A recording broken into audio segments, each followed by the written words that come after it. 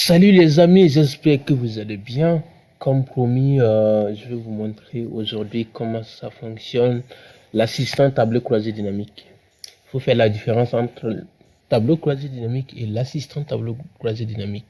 L'assistant tableau croisé dynamique, il permet de synthétiser des données qui sont dans plusieurs feuilles ou dans plusieurs classeurs si vous voulez. Mais ici, on va travailler avec des feuilles. Mais les tableaux croisés dynamiques, en fait, il permet de grouper des données d'un tableau qui existe déjà sur Excel. Donc, c'est pas ce qu'on va voir aujourd'hui. On va voir l'assistant tableau croisé dynamique. Par exemple, ici, nous voyons il y a des ventes de fruits par pays et par mois. Par exemple, ici, on a le mois de janvier, on a le mois de février et on a le mois de mars. Et ici, on veut synthétiser, c'est-à-dire on veut connaître les données qui synthétisées du premier trimestre. Donc, c'est-à-dire qu'on va faire la combinaison de ces trois feuilles. Et l'assistant tableau croisé dynamique peut nous être utile ici. Par défaut, l'assistant tableau croisé dynamique n'existe pas sur le ruban, donc il faut l'activer. Pour l'activer, je pars dans Fichier, Options. Je pars dans Personnaliser le ruban. En fait, ici, je vais l'insérer quelque part ici. Je vais l'ajouter dans cet onglet, dans l'onglet insertion. Donc, au fait, ici, je vais chercher commande nom présente sur le ruban. Et je descends, je cherche assistant tableau croisé dynamique. Oh, il est là. En fait, ici, pour l'ajouter, il faut que je crée un groupe. Donc, je fais un nouveau groupe. Je peux le nommer de nouveau groupe. Je le nomme assistant ECD. Qu'est-ce que je peux choisir? Une icône. Je sais pas, je prends juste ça. Ok, je fais OK. Et maintenant, je peux ajouter mon assistant tableau croisé dynamique dans ce groupe que je viens de créer. Donc, je fais ajouter. Vous voyez qu'il s'ajoute dans le groupe que je viens de créer. Et je fais OK. Et maintenant, comme vous pouvez le constater, nous avons sur le ruban l'assistant tableau croisé dynamique. Et maintenant, on va commencer. C'est-à-dire, on va synthétiser cette donnée qui se trouve dans ces trois feuilles dans une seule feuille. Donc, je pars, je clique quelque part dans ma feuille Excel. Je pars cliquer sur l'icône.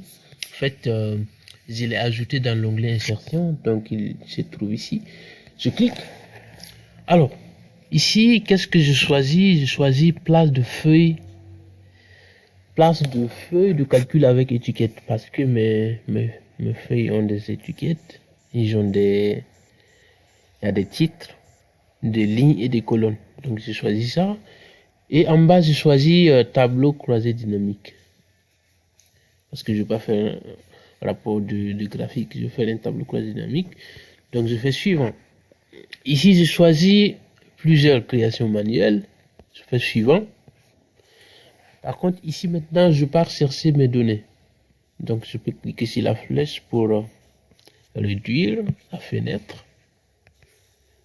Je sélectionne mes données. Je fais ajouter. Je repars encore pour le mois de février. Je sélectionne mes données. Alors, je clique. Je fais ajouter. Je repars encore pour chercher mes données du mois de mars. Et je fais ajouter. Donc, toutes mes données ont été ajoutées. Et je fais suivant. Donc ici, il demande est-ce qu'on veut créer ce tableau dans une nouvelle feuille de calcul. Moi, je vais plutôt choisir feuille existante parce que je veux le mettre ici. Donc, je fais terminer. Donc, vous voyez ici, il a fait la synthèse de mes trois feuilles dans une seule feuille. Donc, vous voyez ici, on a les bananes, on a les citrons, Dans les oranges, on a même le total général. Donc, vous voyez ici. Et l'avantage de créer, d'utiliser l'assistant tablé croisé dynamique, c'est que ici, vous voyez ici, on peut mettre les colonnes ici, c'est-à-dire on va regrouper dans chaque pays